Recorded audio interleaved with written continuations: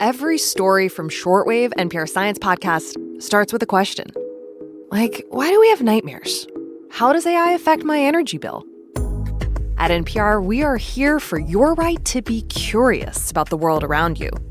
Follow Shortwave wherever you get your podcasts, because the more you ask, the more interesting the world gets.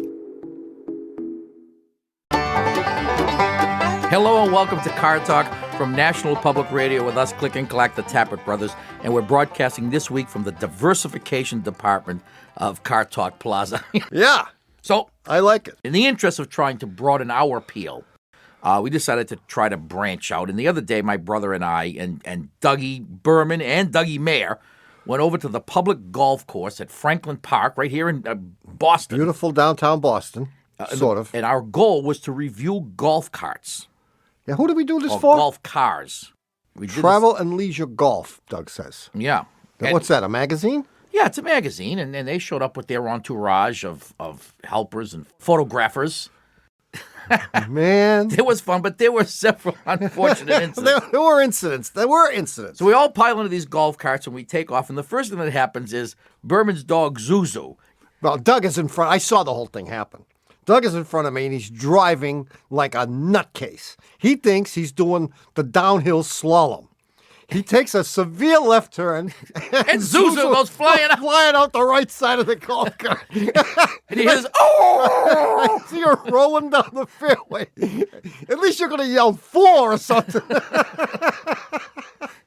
She should have been given a little warning, the poor thing. Poor and then, thing. as interesting as it is, the next calamity involves Berman, too. Oh, that's He's right. trying to climb. We had a front-wheel drive golf cart. I mean, we were doing real test drives on these babies. They were brand new style even in this case. He tries to climb a hill. What happens? He gets stuck. 500 golfers, angry golfers, are behind him, ready to kill him. Well, And it was interesting that these golf cars, what kind of golf cars? They're golf carts. they're golf carts, yeah. Although one of them, the Gem, is a car. It's actually street legal someplace wacko out North west. Dakota. Of course. How about Montana? Not yet, because it won't go over 100. Won't go over 100, right. But it was the only one that was a front-wheel drive vehicle, and it's the only one that wouldn't make it up the hill. Right. And then to top off the day, we had a visit from an officer of the law. Yeah, what was his problem? Evidently, someone had reported disturbance of the peace on this public golf course, and we were it. I guess we were just having too much fun. It was good. It was good. The sun was out, and we had a rollicking good time. And it was better than working. How would we know? Anyway, if you'd like to ask us about your car or your golf cart, we're now experts in golf carts. We know everything about See, golf now carts. we can take calls about golf carts. Indeed. 888 Car Talk. That's 888-227-8255. A lawyer on Car Talk. Gentlemen, Yes. how are you? This is John from Massachusetts. I live in Amherst, work in Boston, and hang out in Worcester during the week. And, Good, that's a long haul. Oh, it is. It is. And I have a unique, it appears to be a unique problem because nobody's helping me with this. Oh, And, great. We love these. Is it I a know. golf cart problem, or is it just a regular old vehicle? No, it's a 91 Buick Skylark Yeah. that I cannot leave for more than 10 hours without starting it. But interestingly, it may start, if it doesn't start at the 10th hour, if I leave it for an hour, I can jump in it and start it. So at the moment, what I've been doing is running the car for a couple of minutes at 11 o'clock, so it'll start in the morning. Yeah. I go down to the garage at 1 or 2 in the afternoon to start it, so I can leave. I've had 3 different places look at it. They have told me, somebody told me that there was oil building up in the valves. And so I couldn't get enough crank. And I'm saying, I thought there were oils in the valve anyway. So what happens when you let's say, for example, you came home from work. Yep. And you parked in front of the house. Yep. And you went out 10 hours later, which might be the next morning. Right. You turn the key and what happens? It sounds like a normal crank. And So then it's going right. fast. It does that. But it and won't then stop. it gets softer, and then all of a sudden, there'll be nothing. Okay. And does anything else work at this point? If you try the headlights, the radio? Yeah. Okay. Yeah, everything works. Yeah. Then I go in the house. I can come back out in an hour. Really, time seems to be a critical factor here. Yeah. Because I've gone out earlier and I couldn't do it. But I'll go out, turn the key, and the car will start. Now, when it cranks and then it begins to diminish and go into the nothing mode, Right. how long does that process take? I minute. would say, you could do maybe 4 cranks. Yeah. Okay. So it would go wah, wah, wah, wah, wah, wah, wah, wah, wah for Right. 20 seconds. Right. And then you do that again for 20, so 80 seconds altogether. Yeah, about. At which point you turn the key and it goes, "Rope." Right. It And does. it's Yeah. dead. Nothing. Yeah. Got it. Well, has anybody done anything to it? Somebody has checked all the fuses. It's not a fuse. I've had the alternator's new. I got it put in the car in February. They checked the alternator and the battery. They said all the tests on that worked out. I don't believe it. I don't either. Okay. I think your battery is incapable of holding its charge. Correct. So if you drive it for a period of time, i.e. from Amherst to Boston or wherever you go, Right. you charge up the battery because your alternator, which is new, is working and doing its job. The battery, however, in order to start the car the next day, whether it be 12 hours or 10 hours later, must be able to hold that charge. And if it doesn't, and the charge degrades, it only affords you a few seconds of cranking before the thing goes dead. It shouldn't do that. You should get much more than 80 seconds of cranking out of a good battery. Right. Right. Especially since the weather has not been 0 degrees as it usually is around here. You should be able to crank that thing for many, many minutes. But But why is it- but nothing. You need a battery. I And need I a don't battery. care who checked out the battery and said it was okay. He was wrong. I think so, too. I think so, too. I mean, And- there is a possibility that the alternator is no good. Well, there is also a possibility that you have a current drain, something that over a period of hours is draining the battery down and weakening it artificially. For example, it would be the equivalent of leaving your headlights on. Right. Yeah. So if you did, or your parking lights, let's say you park. I make sure everything's off. Have Well, you ever at night sneaked in to the glove compartment? Yes. Yes. I looked in the glove compartment. And was the light on when you looked in there? It's like the refrigerator light. I mean, you can't tell if it goes off unless you're inside. I could. I mean, the way this is a slide. I mean, I have tried to, and I do see the light go off. Well, do. ask Excellent. your mechanic to check for a current drain, Okay. This is easy to do. and it's Okay. easy to do with a test light or a voltmeter. Yeah. If there is no current drain, ask him to load test the battery. Okay. And not test it with a voltmeter or anything like that, but Yeah. with an actual load imposed on it.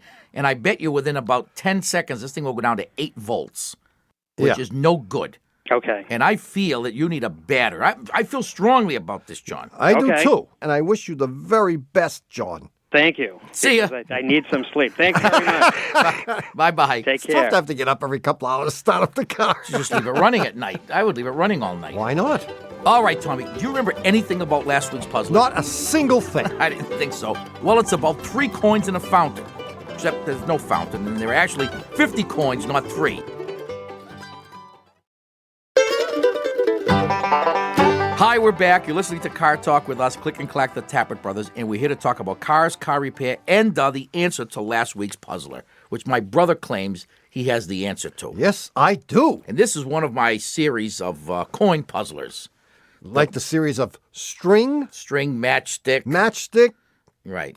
anything else? You have anything else series going? Pill Pills, puzzlers. coins, pills. Yeah, Yeah, automotive. excellent. You could write a book about this, you know? Get out. I'd work on it if I were you. Imagine that you have in front of you 50 coins that look identical, except one of them is fake. And the fake one weighs a couple of grams more than a real coin. And what you have at your disposal is a balance scale. You know, you put stuff on one side and the other side, and if they weigh the same, it what? It weighs the same. Balances. And you know, if you put the fake coin on one side and the real coin on the other side, the scale would tip and obviously indicate which one is the fake, right? Yeah. So this is a 2-part question. Part 1, with that balance scale in your 50 coins, A lot of coins. what is the fewest number of weighings you can use to absolutely identify the fake coin? That's the first part. What's Right. the second And part? part B, how come it's 4?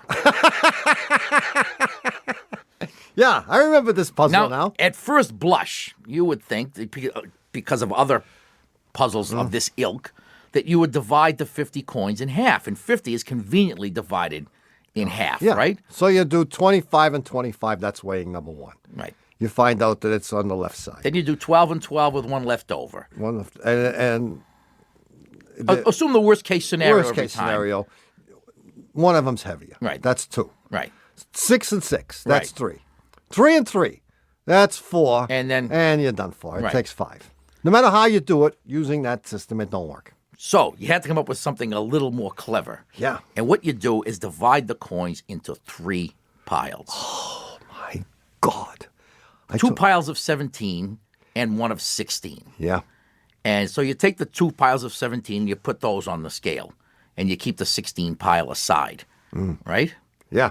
Right away, you can see that you're going to eliminate not half the coins, but 2/3 of the Oh, coin. man, it's so beautiful, isn't it? It's beautiful. So let's assume that one of the 17s is the heavier one. You throw everything else away, That's right. and now And you've only made one way. you only made one way. You narrowed it down to 17. You narrowed it down to 17 coins. Yep. Okay. Now you could divide the 17 in half, but better still, divide it in thirds. Why not keep doing what you're doing? Again. Oh, this is beautiful. It took me a while to figure this out. Yeah, well, with all the hints I gave you. So you divide it in thirds. So you got 6 and 6 and 5. Yeah. Okay. So And that's the second way. Oh, Right. you haven't done anything yet. you haven't done anything, but you're going to put the 6 and 6 on. Right. Okay. And you can see very clearly But you got it. that you're going to be able to do this because you're going to 3 go and 3. 6 and 3 and 3. And 1 and 1, and that's it. And bingo.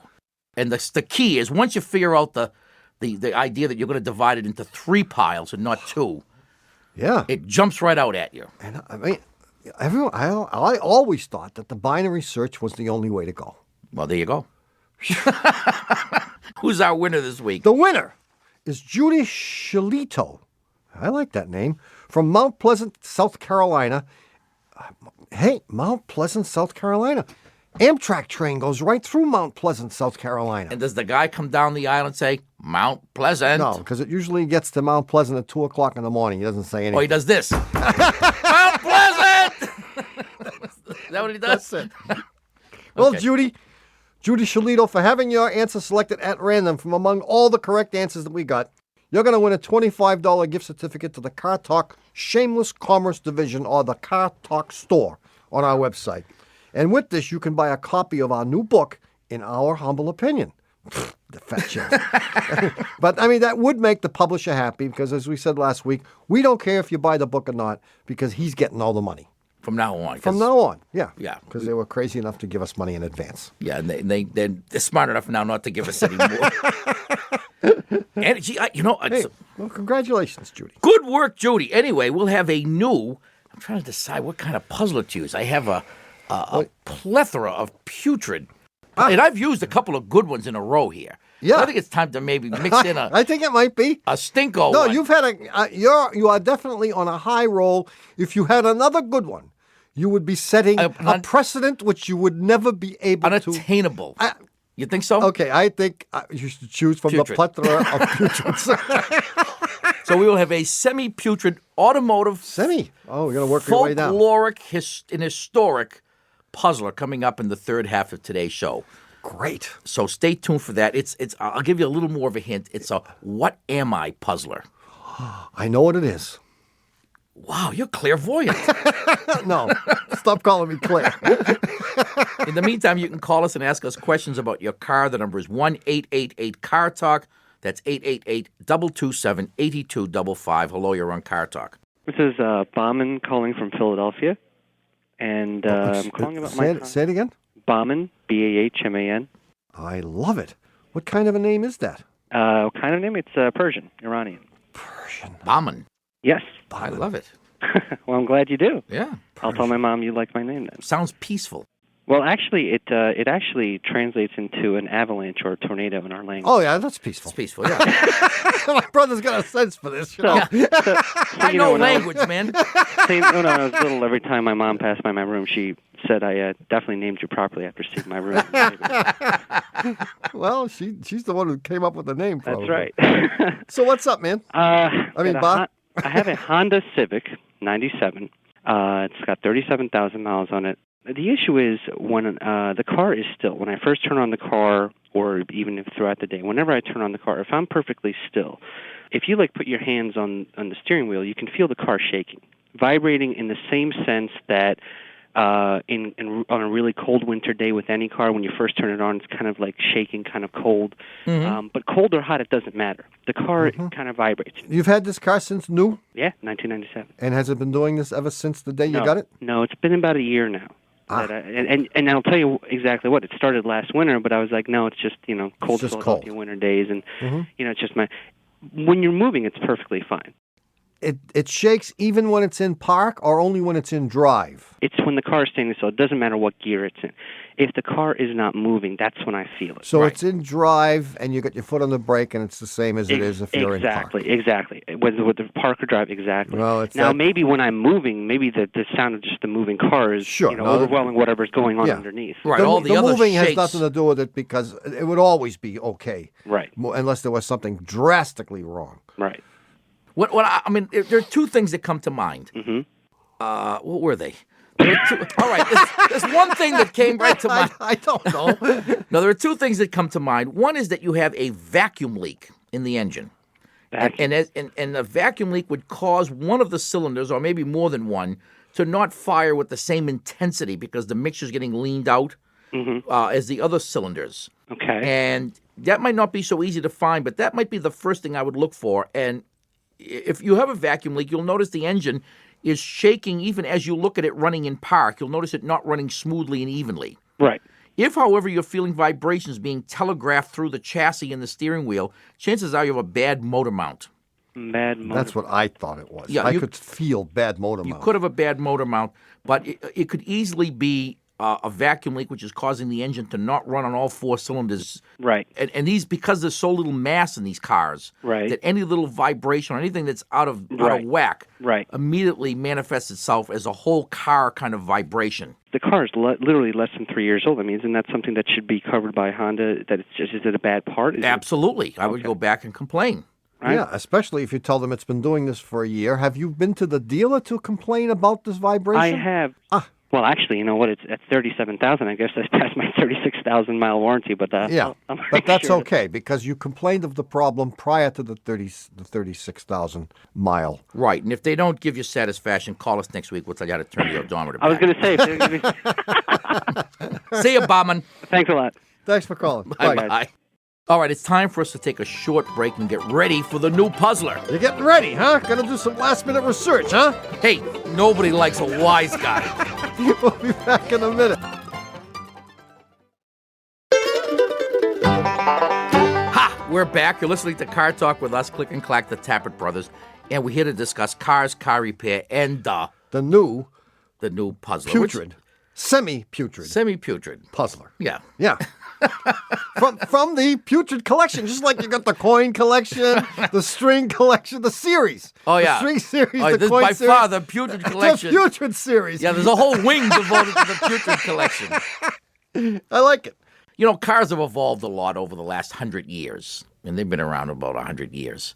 And parts have changed composition over the years. For example, the wheels of cars used to be made out of wood, wooden spokes, and then they evolved into steel, and then now most wheels are made out of some kind of magnesium aluminum alloy. Okay, or cream cheese. Or cream cheese. I mean, dashboards used to be made out of wood. Yeah. Okay, and then they became made out of steel, and now they're made out of cream cheese. Yeah. So I'm going to do a little what am I? And I'm going to tell you what I used to be made out of. I love it. And you're going to tell me what I am. It already is out of the realm of putrid because it's so clever. What am I? What am I? Go ahead. In the early days of cars, I didn't even exist. When they saw a need for me, I was first made out of wood. Later on, when they discovered that didn't work too well, I was made out of leather.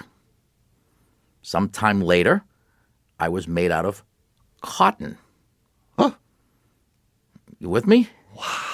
Yeah. Today, I am made out of a mixture of things, some of which are steel wool, iron, and bronze.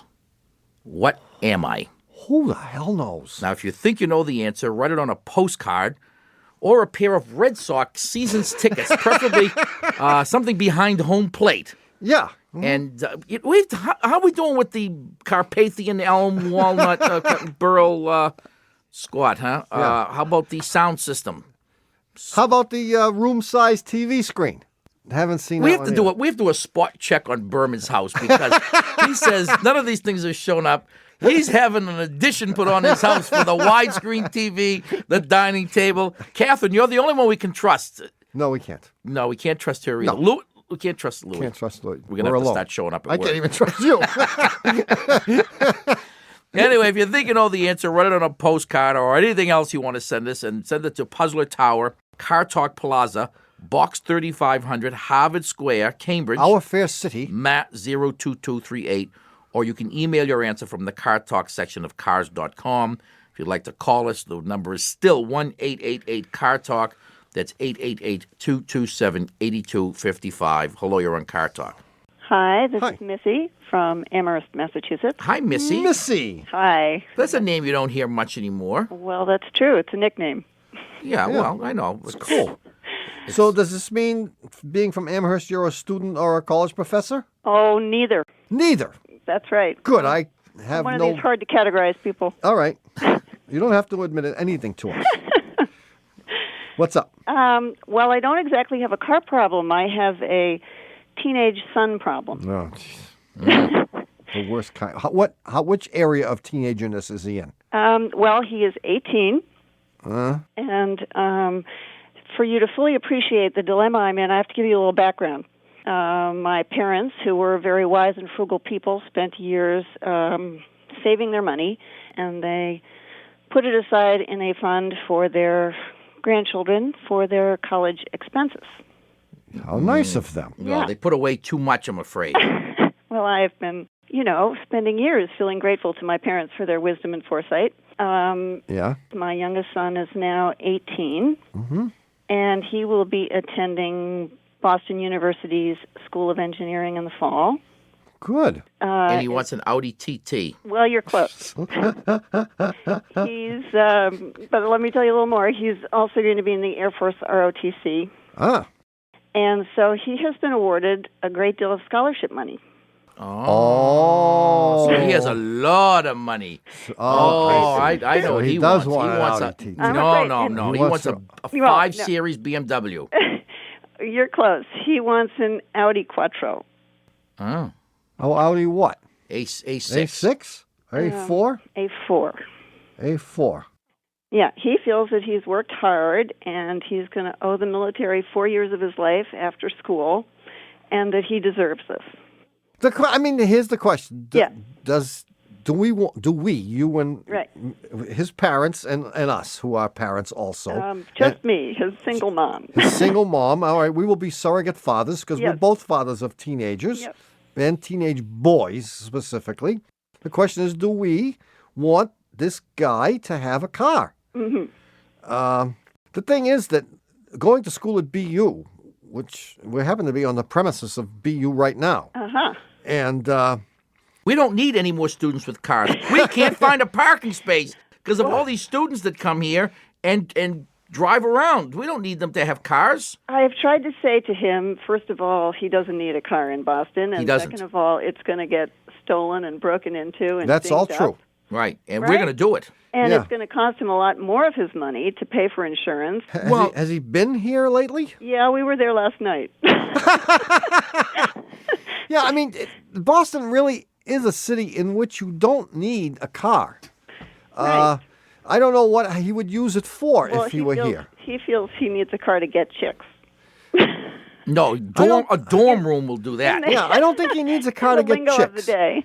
Yeah. Yeah, and I don't think he does. We've got enough of real privileged, snot-nosed BU students driving right. around in BMWs, In BMWs. and Vipers and Corvettes. We've got more of them than we could ever need. I've noticed it. And their parents should really give them dope slaps and send them home, but they're going to be here. Right. So tell your son that does he want to join the ranks of privileged, snot-nosed kids?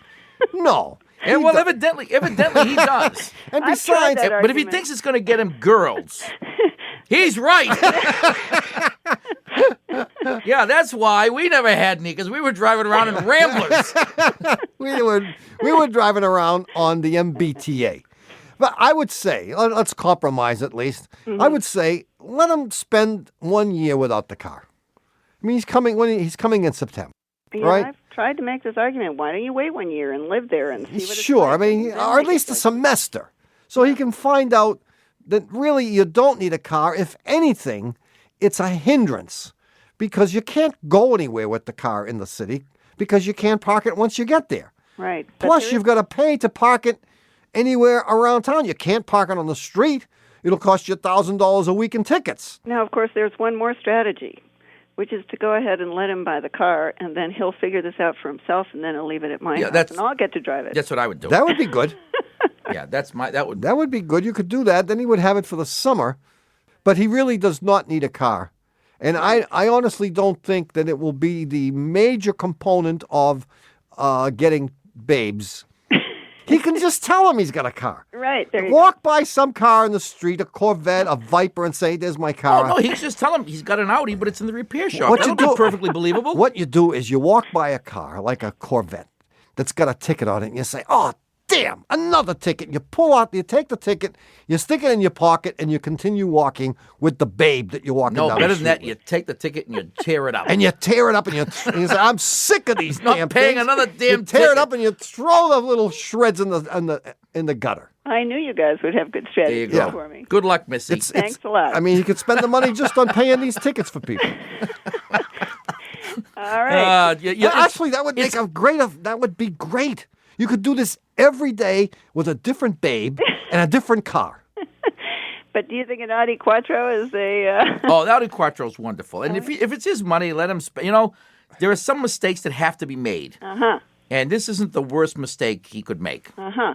And don't forget, if he doesn't like it, you'll end up with the car. And don't forget, the alternative is that you offer him or suggest to him some other, even more wonderful alternative for spending this money. Mm-hmm. And he will even know of more of them. For example, how about spending the summer? What's his name? Zach. No? Joel. Joel. You say, Joel, how about you spend the summer in Rome? Ooh. And he says, With your mother. With Mumsy. no, I would leave that part out. Yeah. With one of the babes that he meets at BU. All right. These are Try good. that. I mean, that might be an incentive for him to say, geez, would I want to do that? Or do I want to spend money on a car that I'll never be able to drive? People will smash into it because it's parked on the street.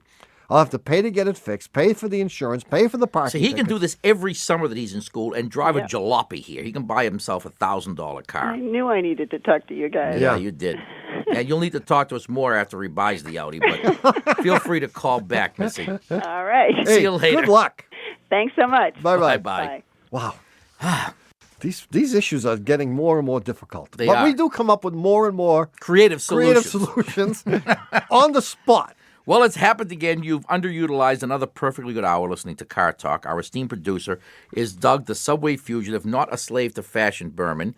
Our associate producers are Frau Catherine Pickle Fenolosa. Pickle? What did we miss? Where did we come up with that, I wonder? And Louis Cronin, the barbarian. Our engineer is George Hicks. Our senior web lackey is Doug, the old gray mare. And our technical, spiritual, and menu advisor, back from the Spring Free Lunch Senior Tournament, is John Bugsy Lawler. Our public opinion pollster is Paul Murky of Murky. Car Talk is a production of Dewey, Cheatham and Howe and WBUR in Boston. And even though Tipper Gore wonders if warning labels can be put on radios whenever she hears us say it, this is NPR, National Public Radio.